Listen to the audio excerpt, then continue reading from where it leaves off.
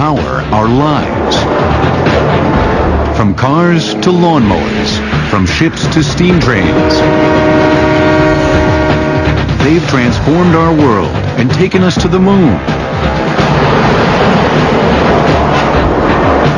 Now, engines on modern marvels.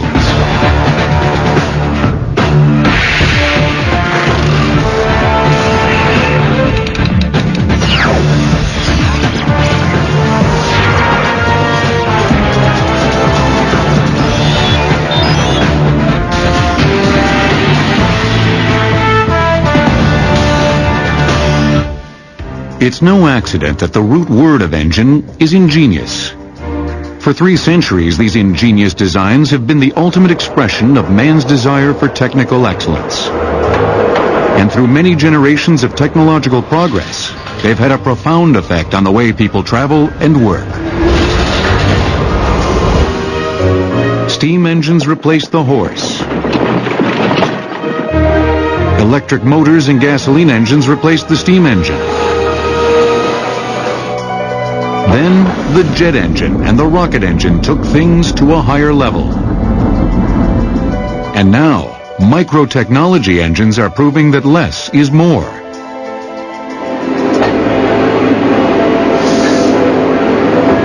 This march through the centuries began when the steam engine ushered in the Industrial Revolution. It freed mankind from total dependence on primary sources of power, like wind, water, and muscle. Steam engines would be used to power factory machinery, trains, ships, tractors, and automobiles.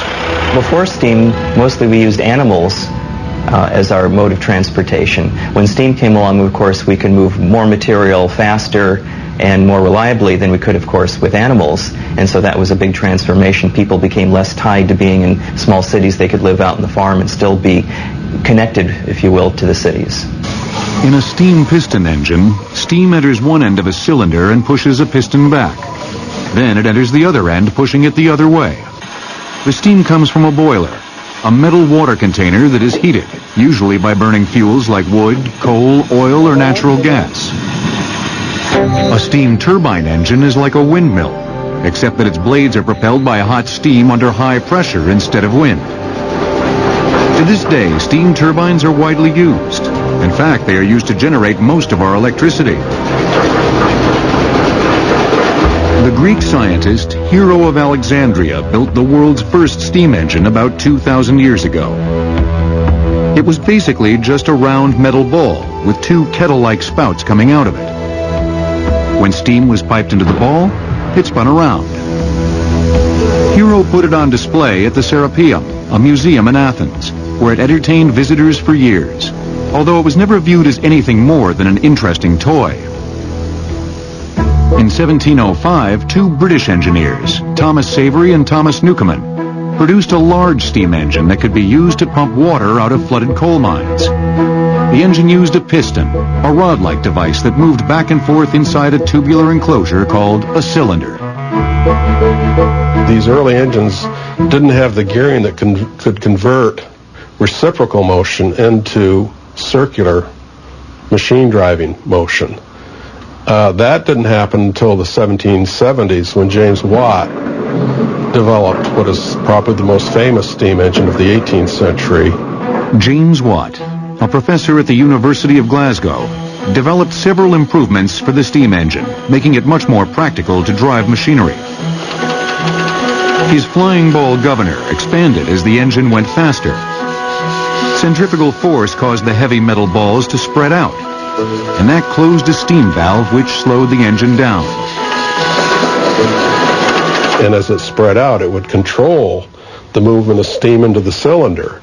And that was a very efficient device to keep it from revving out of control, but more importantly, to keep it in a steady, regular, uniform motion.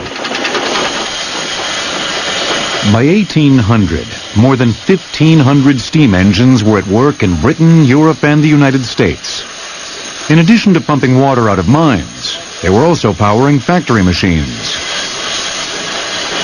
Britain was the first nation in the West in the world really to become industrialized, and so much of what was going on there was built around the advent of steam power. By 1830, steamships were making regular crossings of the Atlantic. The earliest steamships didn't look much different from the sailing ships of that period. They still had tall masts and sails, but the big difference was the large paddle wheel in the middle of the ship. Turned by a steam engine, it provided extra power for the ship as it clawed its way through the water. Both steamboats, then later railroads, dramatically shortened the time that people could traverse long distances. The American politician John C. Calhoun often used the expression about conquering space.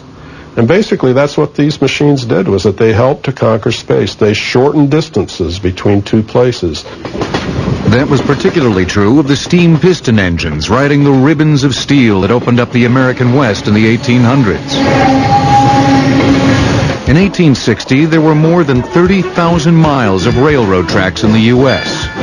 And in 1869, the Golden Spike was driven at Promontory Point, Utah, to unite the Union and Central tracks which ran from the east and west coasts.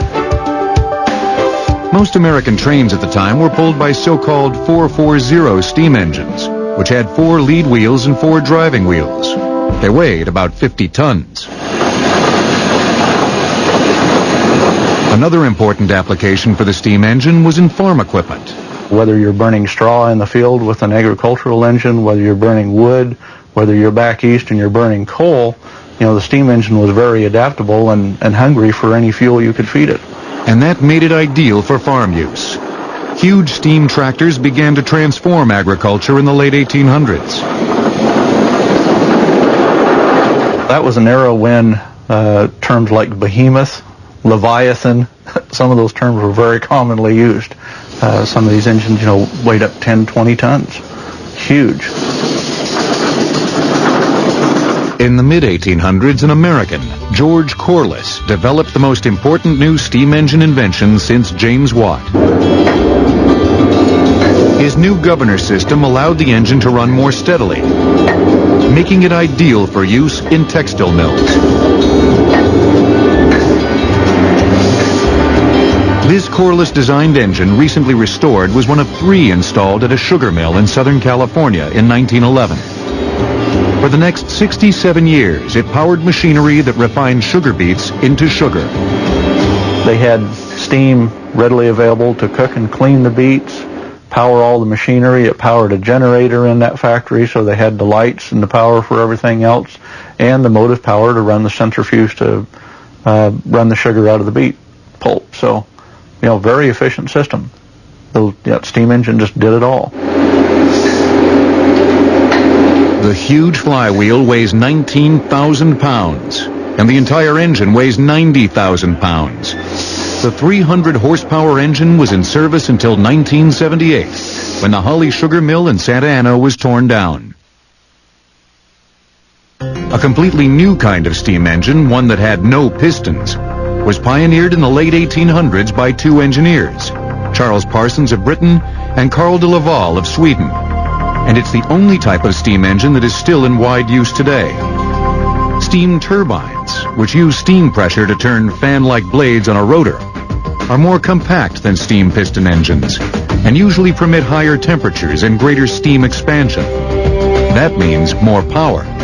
By the early 1900s, several steam turbine ocean liners were in Atlantic service. By 1920, the steam turbine had eliminated the older steam piston engines on major vessels. The great transatlantic liners from the Queen Mary, launched in 1934, to the United States, launched in 1951, were all driven by steam turbines. Today, U.S. Navy aircraft carriers and submarines are powered by nuclear steam turbine plants. The TV you're watching right now is in all likelihood being powered by steam. Since the majority of electric power plants in America use steam turbine engines, including nuclear plants like this one. The power plant engine is indeed a steam engine, whether, again, the heat source is a nuclear source or a coal or natural gas. It is a steam engine. It's somewhat ironic that we still use a technology that was invented almost 200 years ago. The water circulates through the core, picks up the heat from the fission event, takes it to the steam generator where it flashes to steam, goes out of the steam generator into the main steam pipes, into the main turbine where it turns the turbine to make electricity. Steam turbines may be going strong, but steam piston engines have long been silent. They haven't been manufactured in the U.S. since the 1950s.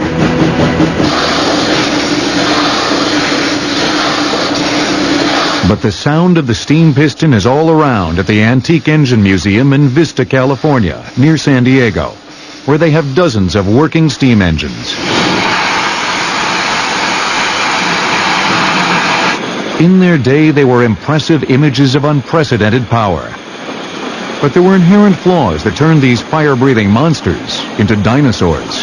Heat transfer is a slow process, and in the steam engine, one needs to transfer heat from a hot fluid, namely the combustion gases, to the working fluid that actually produces the power, namely steam. And people found that by using an internal combustion engine, where the thing that does the expansion and the thing that generates the heat is one and the same material, namely the fuel-air mixture, that one could get much more power out of a given size engine. But before the internal combustion engine came along, another new machine showed up to help power the world. It wasn't an engine, and it didn't burn fuel. Up next, the electric motor wins a place among the engines of the world. In the early 1800s, a good hand weaver could produce 48 yards of cloth in a week. A weaver working at a steam loom could produce 7 times as much. Engines will return on Modern Marvels. We now return to engines on Modern Marvels. When steam engines first came into widespread use in the early 1800s, they were extremely powerful. But that power came at a price.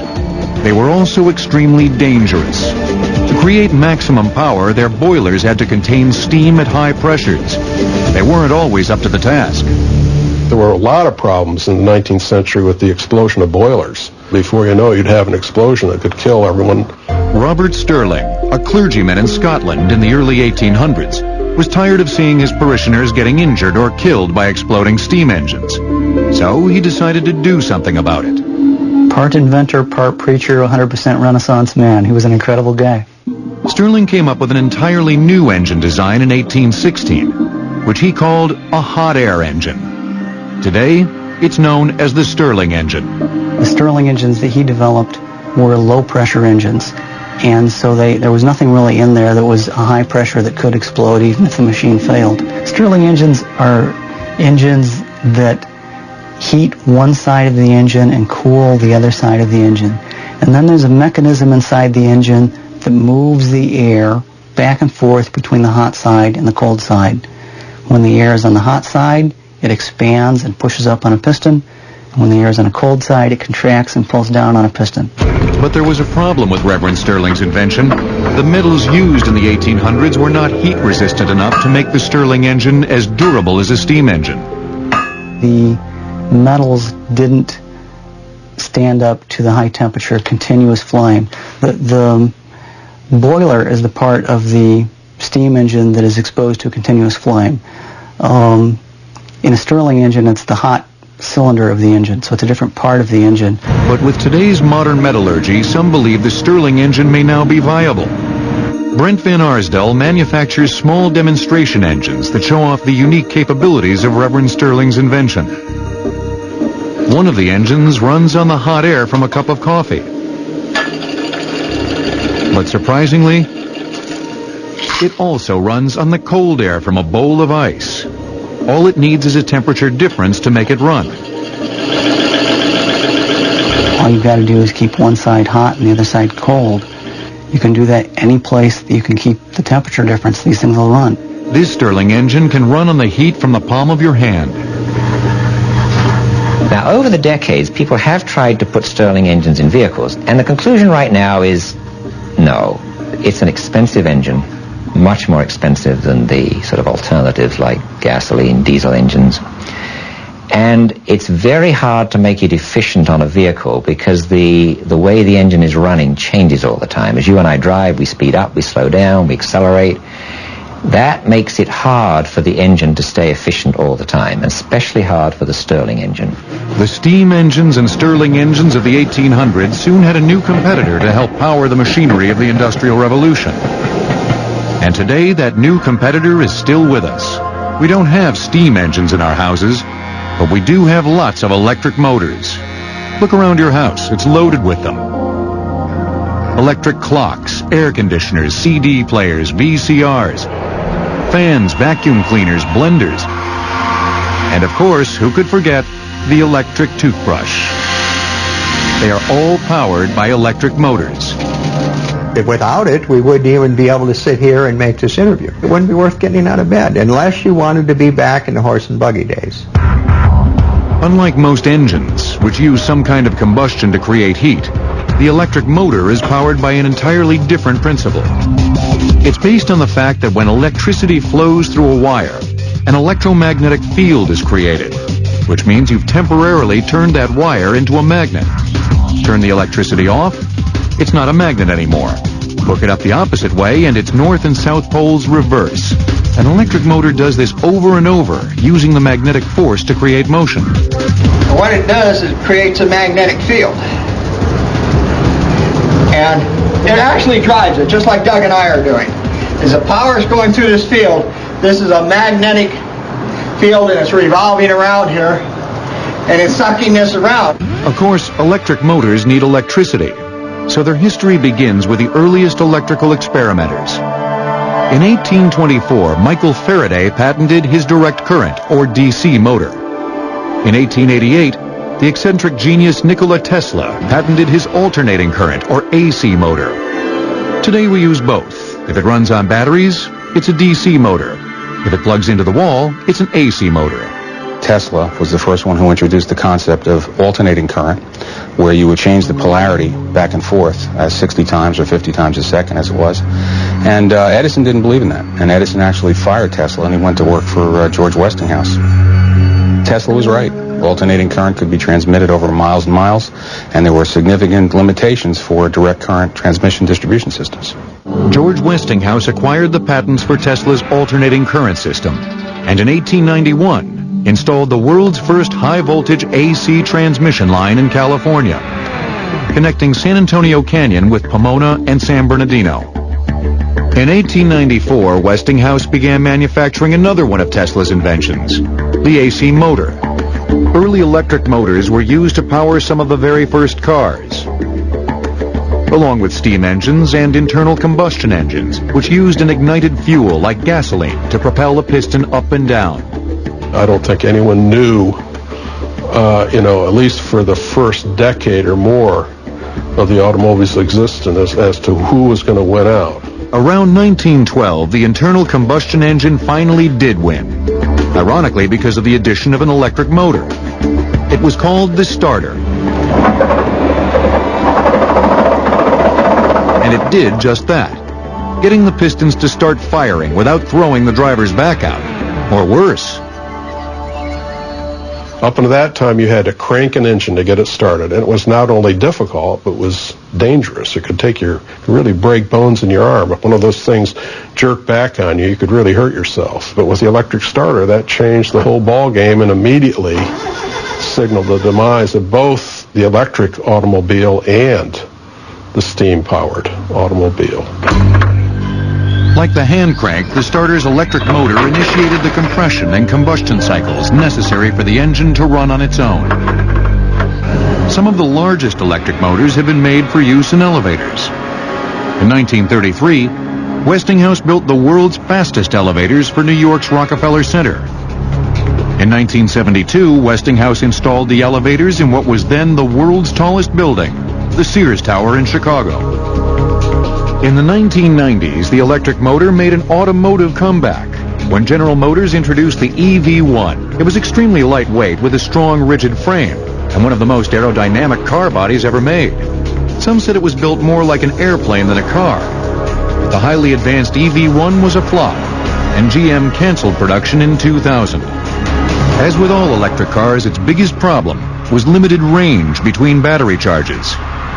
If you're in a hurry to go someplace and you can only get 100 miles, have to stop 8 hours to charge, I mean, you might as well have a covered wagon.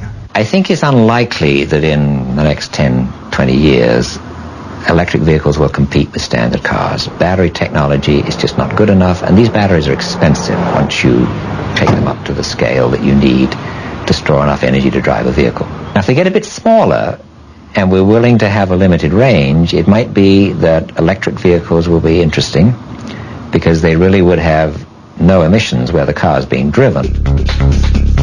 Electric cars may not pollute when they're driven, but there's still pollution where the electricity is generated to charge their batteries, since most of it comes from power stations that burn fossil fuels. Because electric vehicles require either batteries with limited range or overhead power lines they can hook onto, they've been more popular for public rather than private transportation. Cities like Los Angeles got their first electric trolley buses in the early 1900s, and some cities still have them. Virtually all subway systems and light rapid transit systems use electric motors. And just why do we call them electric motors when we call the other machines that power our lives engines? Well, that's a matter of debate. And it's a debate that can keep scientists and engineers amused for hours. They sometimes refer to it as the great engines versus motors debate. I don't think there's a clear answer. Technically, we use the word engine for a device that takes energy from some source, like fuel, and converts it into power that we can use to drive something. Engines versus motors. In my personal opinion, I think that an engine, when I think of engines, I think of heat engines. I'm a thermodynamicist. We talk about heat engines. There are many inconsistencies even within the industry with regard to nomenclature. The things that I would call motors as opposed to engines would be primarily things like electric motors. And how do you explain outboard motors, which almost always have engines in them? Very good question. I never said we were consistent in how we use those words. In the automotive industry, a motor is an electrical machine, an engine is an internal combustion machine. Then how did Detroit get to be Motor City? Another very good question. Up next, the internal combustion engine creates a new industry in Motown, and the world goes mad for motoring. The first electric motor-driven appliance produced in the United States was an electric pen invented by Thomas Edison. It punched through the paper as it wrote, creating a stencil from which copies could be made. Engines will return on Modern Marvels. We now return to engines on Modern Marvels. At rush hour in a city like Los Angeles, it's painfully obvious how the internal combustion engine changed the world.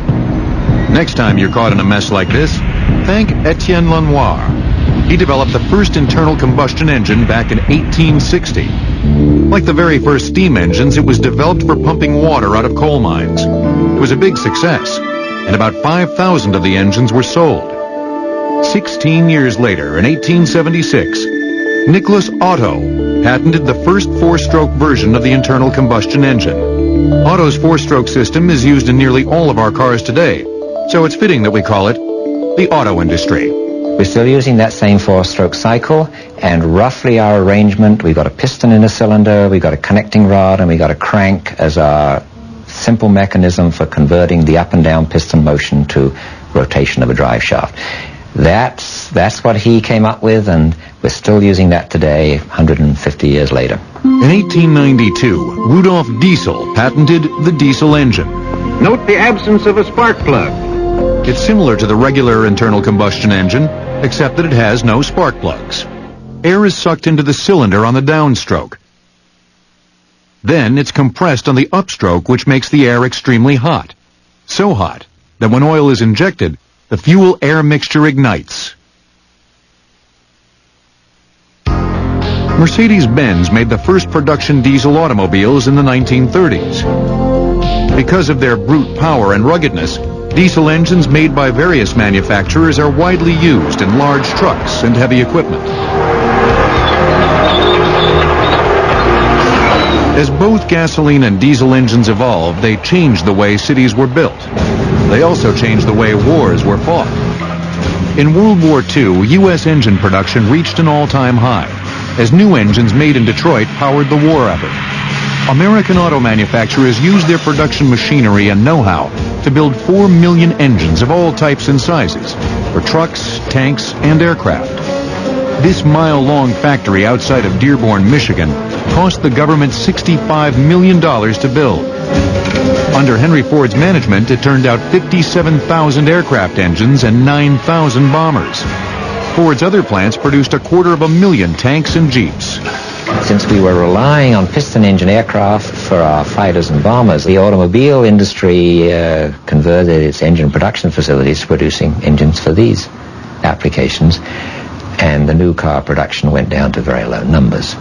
Up until the 1950s, most engine development concentrated on making engines more powerful and cheaper to build.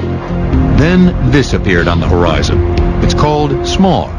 And because of it, engine technology had to accelerate in a different direction. Pollution control systems introduced by all auto manufacturers in the 60s and 70s reduced emissions. But they also sapped power, since they had the effect of reducing air intake. An engine that can't breathe freely produces less power. In the life of the internal combustion engine, most developments have been evolutionary, but one of them was revolutionary. German inventor Felix Wankel came up with a radically new and simple design for an internal combustion engine way back in 1924. But it wasn't until 1957 that he built the first truly functional Wankel rotary engine. It was a dramatic departure from the piston engine. And because it spun around instead of pumping up and down like pistons, the rotary engine dramatically reduced vibration. Many people over time have tried to think of a better geometry. There are some negatives to this simple piston connecting rod cylinder arrangement. Masses move up and down, and that's hard to prevent that causing vibration. But so far, with the one exception of the Wankel, nobody's invented a geometry that's got into real-world production. This roughly triangular-shaped rotor sort of moves around inside a container, but not quite symmetrically. It's off-center.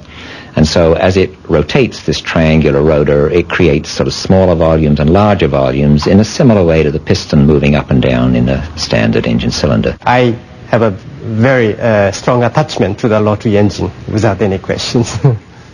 Kobi Kobayakawa, recently retired, was project director for Mazda's highly successful RX-7 rotary engine sports car. This is the only moving part of the rotary engine, and we don't have any intake or exhaust valve or camshaft. Basically, we have only two moving parts, two rotors. In the case of a V6 engine, the moving parts like pistons and connecting rod and valves and camshaft, maybe 50 moving parts.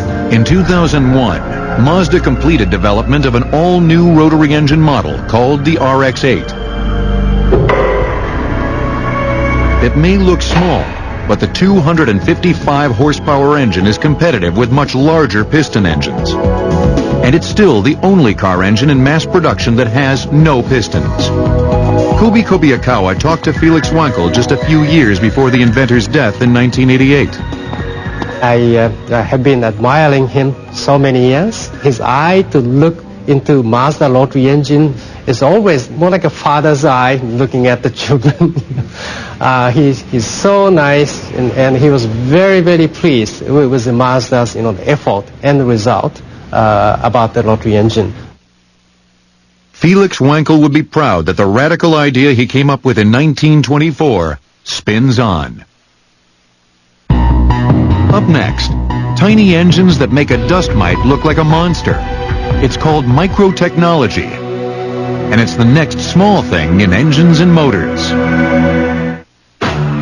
Today's auto engines are twice as efficient as engines of 30 years ago. They get twice the power out of the same amount of fuel and put out half the amount of exhaust fumes. Engines will return on Modern Marvels. We now return to engines on Modern Marvels.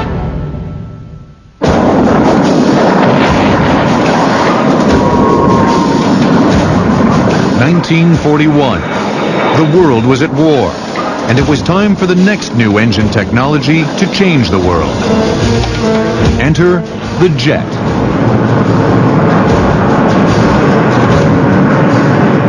Jet engine is a gas turbine where you throw the exhaust gases fast out the back end to provide thrust, and the compressor and turbine of the gas turbine do the compressing to give you the high flow you need to throw out, and the turbine provides the work to drive the compressor, and what's left is what you use for thrust.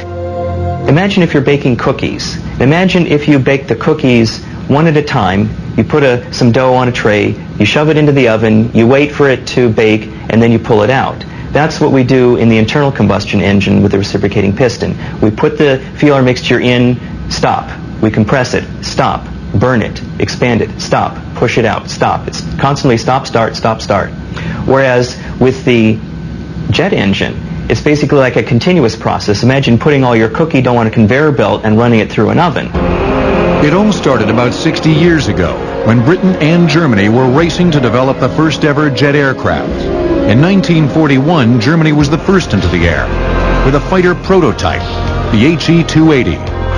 A year later, the Germans had an even better jet fighter, the Me-262, and that was the world's first jet plane to go into mass production. Britain's first jet, the Gloucester Meteor twin-engine fighter, had its first test flight in March of 1943. From there, we've come all the way to this. Airbus Industries is developing what some are calling the Super Jumbo. It's a double-decker plane that's 50% bigger than a Boeing 747, and it's capable of carrying 600 or 700 passengers.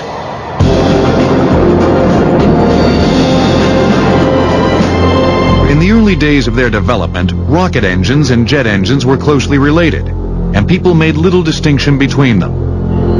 A rocket is similar to a jet, except that it carries its own supply of oxygen to create combustion. Jets get their oxygen from the air. Rockets get it from the oxygen tank they carry on board. That means a rocket can fly in space where there is no oxygen. Robert Goddard's rocket experiments in the United States in the early 1930s were followed by Werner von Braun's rocket experiments in Nazi Germany, which led to the V-2 rockets, which rained down on Britain during World War II. We knew that we had created a new means of warfare. The rocket technology pioneered by Goddard and von Braun enabled future developments, like the breaking of the sound barrier by Chuck Yeager in 1947, the launch by the USSR of Sputnik in 1957, and the Apollo 11 landing on the moon in 1969. Today, the three main rocket engines that power the space shuttle produce thrust equivalent to 37 million horsepower. That's as much as 23 Hoover dams. Together, the engines consume 64,000 gallons of liquid hydrogen fuel per minute. The engines are movable and are used to steer the shuttle during flights. They also provide additional thrust for launch, supplementing the two huge booster rockets which are jettisoned after takeoff. For decades now, advancements in the world of engine technology have led to bigger engines. But one of the most exciting areas today involves creating tiny engines that can fit on the tip of your finger. Microtechnology is a fast-growing area of research that has grown out of the miniaturization of electronic components. Some of the same manufacturing techniques are being used to build microtechnology engines. There are actually advantages to making things small. As you miniaturize something, the weight goes down as the third power of the dimension, but the propulsive force goes down as the second power of the dimension. So as it gets smaller, the actual propulsion to weight goes up. Professor Martin Schmidt of MIT has developed a turbojet engine the size of a postage stamp. And why did he want to do that? Well, first, it's awful fun. Second, there's propulsion applications, miniature aircraft, miniature satellites. Professor Schmidt's tiny turbojet engine works exactly like the ones on a Boeing 747. This would be a turbine engine where air would come in through the center hole, and then fuel would be injected through a variety of these ports located here. And the air and fuel would mix after going across a compressor, enter a combustion volume that's in a circular region that surrounds this, and then go across a set of turbine blades and be exhausted out through this port here. And inside of that lamination is this little disc, and that's a disc that'll spin at 1.5 million RPM. Scientists at MIT believe this engine might power a tiny airplane with a wingspan of about 3 inches. Hundreds of such inexpensive disposable microjet airplanes could be used for surveillance by the military or for weather exploration. Another application scientists have great hopes for is the use of these tiny engines to generate electricity, so they could replace the heavy and less efficient battery packs in things like laptop computers.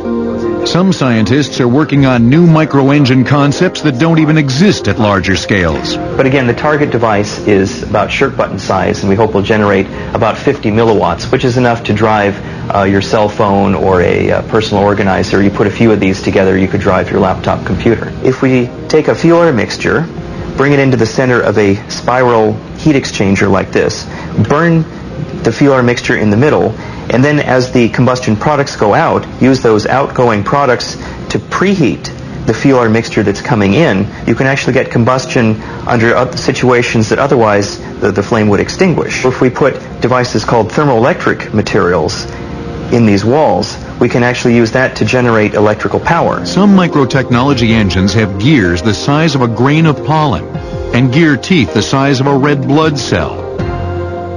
If you want to make a microtechnology engine look big, just put it beside a nanotechnology motor. Nanomachines are so small you can't even see them under a microscope. Nano means a billionth. So things that are a billionth of a meter would be nanometer, which is what is often discussed. Line up 10 atoms in a row, and that row will be about 1 nanometer long. The roots of nanotechnology can be traced all the way back to 1959, when the late scientist Richard Feynman gave a legendary talk at the California Institute of Technology. It was entitled, "There's Plenty of Room at the Bottom."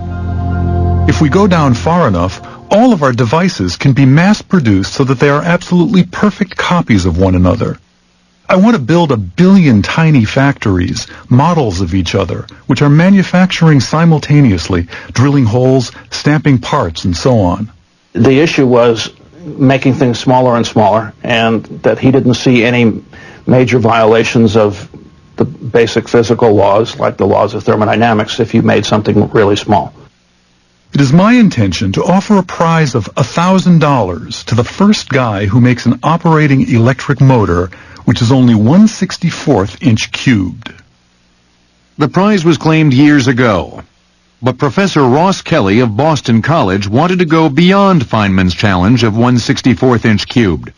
Coming up with a molecule, which is much, much smaller than that, is sort of the ultimate answer to his challenge. And so it's taken us another 40 years to get down to the smallest possible scale.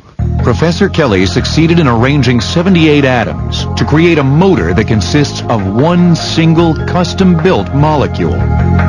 The original design, of course much smaller than this, had 2 parts, something that was going to rotate that looks like a gear, has 3 blades on it, and something else that was going to function like the pawl on a ratchet. And it was supposed to rotate like this. Each corner represents a carbon atom with a hydrogen atom on it.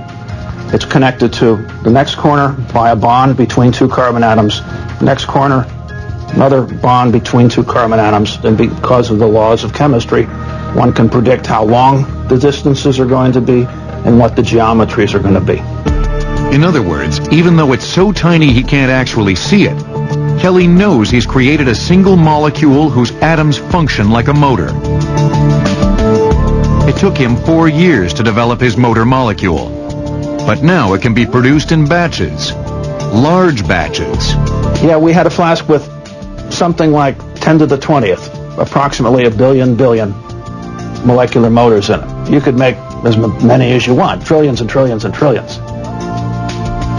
I think this will have an enormous impact. Being able to manipulate things at the micro and nano level enable us to build a nearly limitless number of devices and systems, and those devices and systems will have certainly as many applications as the as the devices we built during the Industrial Revolution did. Up next, cars that combine the best of two worlds. Hybrids powered by both a gas engine and an electric motor.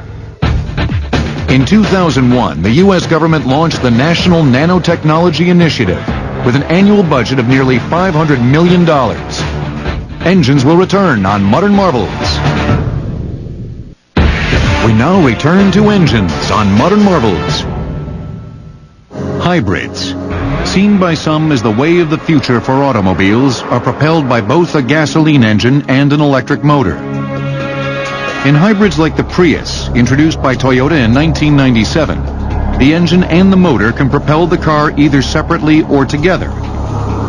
To reduce emissions, the electric motor is used to take the vehicle up to about 15 miles per hour, and then the gas engine takes over.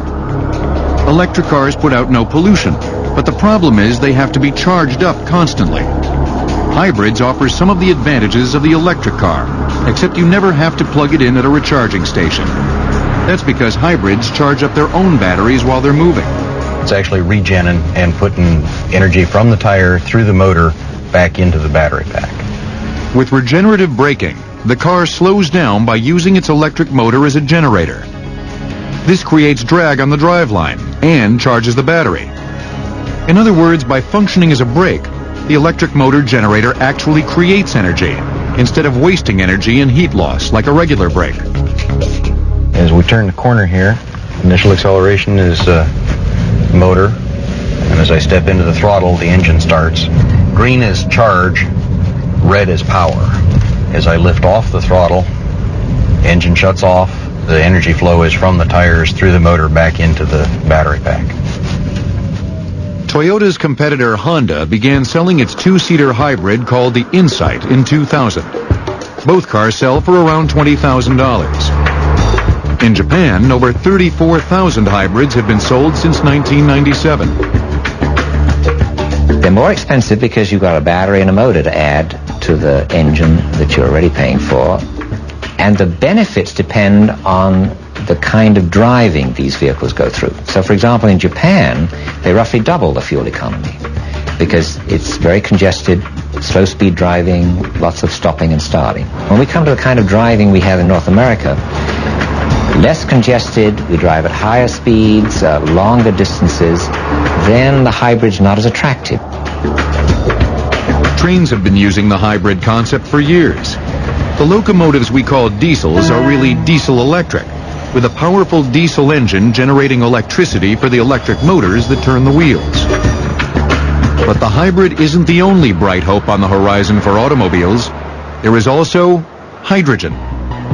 In 2000, BMW came out with the world's first production car run on either hydrogen or gasoline. When the car is switched over to run on hydrogen, it's like turning off the pollution. The only thing coming out of the exhaust pipe now is water vapor. But hydrogen comes at a price. Critical question is then, all right, if you want hydrogen, where do you get it from? Well, the most economic way now is to make hydrogen from natural gas. Natural gas has got carbon in it, so in producing hydrogen, we release the carbon into the atmosphere. That doesn't really help with the greenhouse gas problem. If we made hydrogen from nuclear power or perhaps solar energies, maybe we could find an economic way to do that that would let us produce hydrogen without releasing any carbon dioxide. From steam engines to Stirling engines, from pistons to turbines, tracking the history of engine technology is a rewarding pilgrimage. A journey through a noble pantheon of man's greatest technological achievements. Ever since Hero built his first steam engine in ancient Greece, humans have been fascinated by the latest engines and motors. I did it because I thought it would be neat, mostly, and I wasn't terribly worried about applications. Undoubtedly, that fascination will keep us connected to the future and fuel our ability to continue changing our world by inventing new kinds of engines, even if we're not quite sure what they're good for.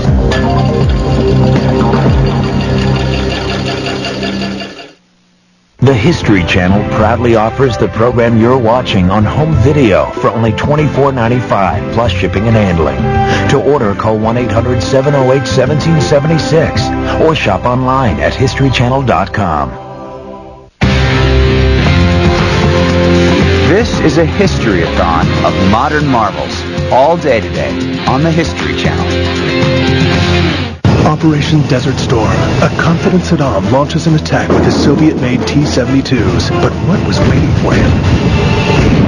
A revolution in speed and firepower that destroyed his tanks before they even knew what hit them. The unforgettable debut of the M1 Abrams super tank. Tonight at 9 on the History Channel.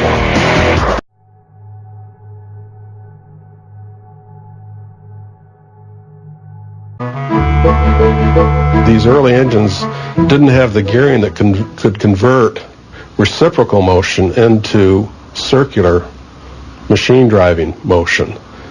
That didn't happen until the 1770s when James Watt developed what is probably the most famous steam engine of the 18th century.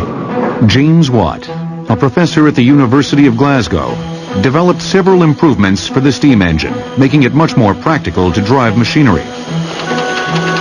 His flying ball governor expanded as the engine went faster. Centrifugal force caused the heavy metal balls to spread out, and that closed a steam valve which slowed the engine down. And as it spread out, it would control the movement of steam into the cylinder. And that was a very efficient device to keep it from revving out of control, but more importantly, to keep it in a steady, regular, uniform motion. By 1800, more than 1,500 steam engines were at work in Britain, Europe, and the United States. In addition to pumping water out of mines, they were also powering factory machines. Steam engines replaced the horse. Electric motors and gasoline engines replaced the steam engine. Then the jet engine and the rocket engine took things to a higher level. And now, microtechnology engines are proving that less is more.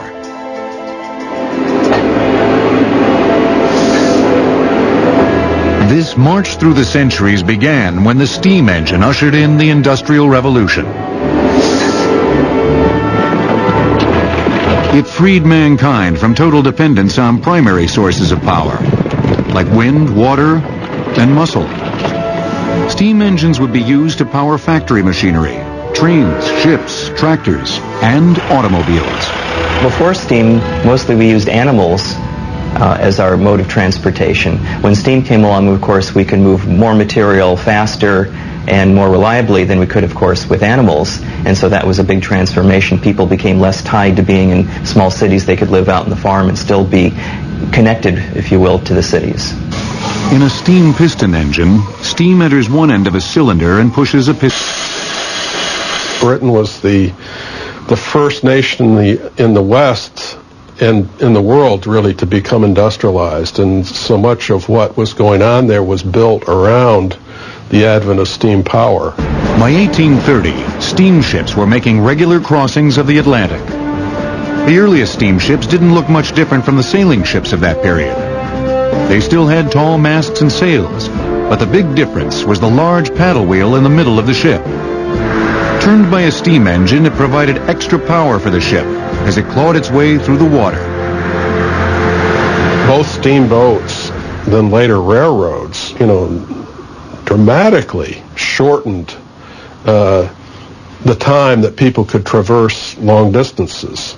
The American politician John C. Calhoun often used the expression about conquering space.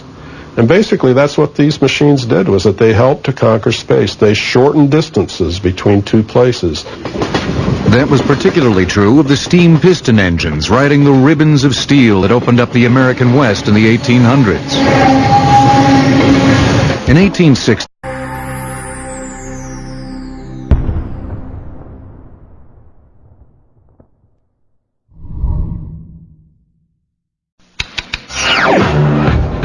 they power our lives.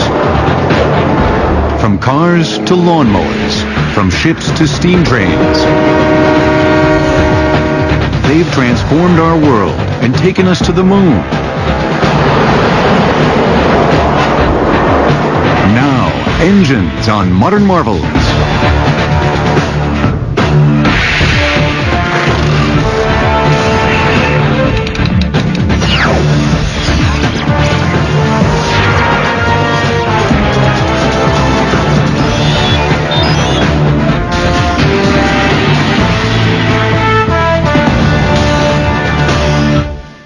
It's no accident that the root word of engine is ingenious.